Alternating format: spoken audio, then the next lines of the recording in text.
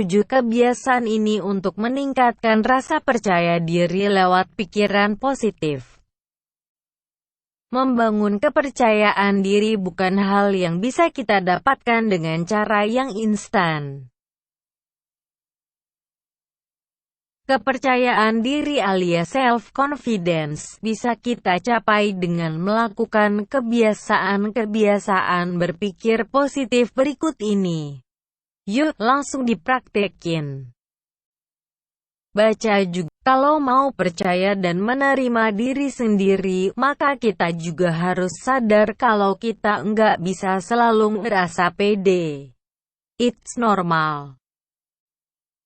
Dalam bukunya yang berjudul The Healthy Mind Toolkit, Dr. Alice Boyes menyatakan bahwa kita membutuhkan self-confidence, percaya diri, dan self-doubt, minder, untuk bisa menjadi lebih baik.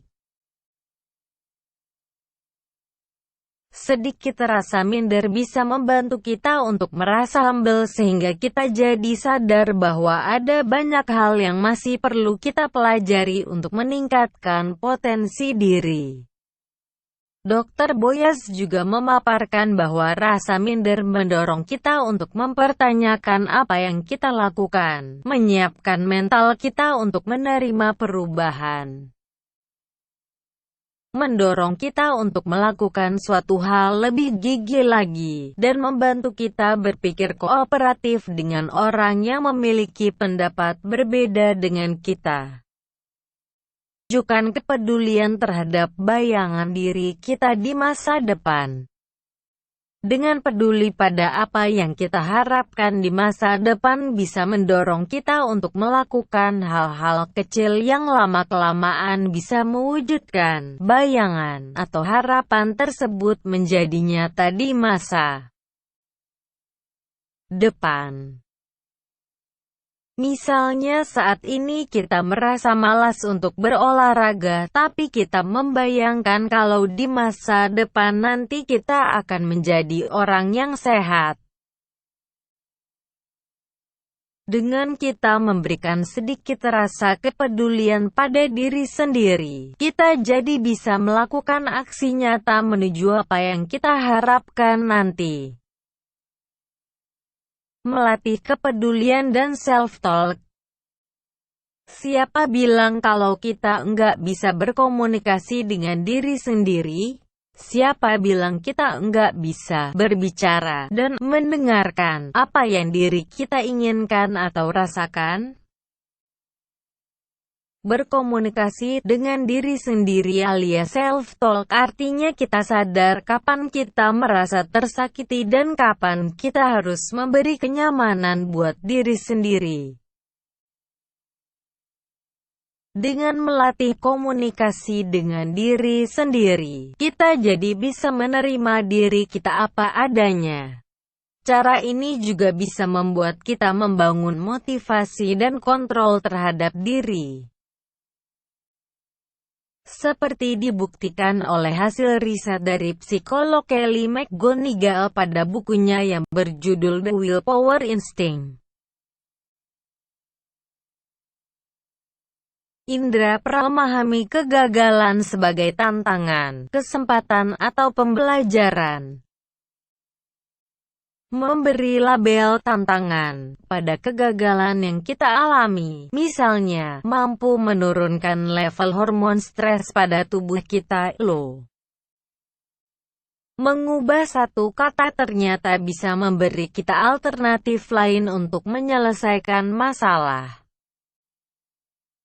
Bahkan, menurut penelitian yang dilansir dari Science Daily, menganalisa kesalahan yang pernah diperbuat sebelumnya juga bisa meningkatkan performa kita. Jadi ubah mindset kita menjadi mindset untuk terus berkembang dan belajar dari kegagalan. Jangan menganggap orang lain tahu apa yang kita tahu. Masih dari bukunya yang berjudul The Healthy Mind Toolkit, Alice Boyes juga berpendapat bahwa kita juga perlu sadar dengan kelebihan yang kita miliki. Misalnya kita tahu tentang suatu bidang tertentu dan memahaminya dengan baik. Belum tentu orang lain juga memahami sebaik kita. On your expertise. Kenali keahlian kita, ya, Gers. Indra Pramesti. Percaya diri datangnya dari pikiran yang positif. Kenali kekuatan dan kelebihan. Pikirkan kembali tentang pujian dan feedback positif yang pernah kita dapatkan dari orang lain. Sadari juga aktivitas apa saja yang bikin kita nyaman. Berikut juga yang bikin kita enggak nyaman. Dengan mengingat kembali feedback positif yang kita dapat dari orang lain, maka kita jadi bisa lebih mudah untuk mengenal apa kekuatan dan kelebihan kita. Ingat kembali nilai dan tujuan yang ingin kita capai dalam hidup. Selalu ingatkan diri kita tentang nilai penting, tujuan, dan misi apa yang pengen kita capai dalam hidup ini. Dengan begitu, kita jadi bisa meningkatkan rasa semangat, kegigihan, dan kepercayaan diri juga. Nilai yang kita junjung ini nantinya akan membuat kita bisa lebih konsisten dan menyadari apa yang sebenarnya kita inginkan.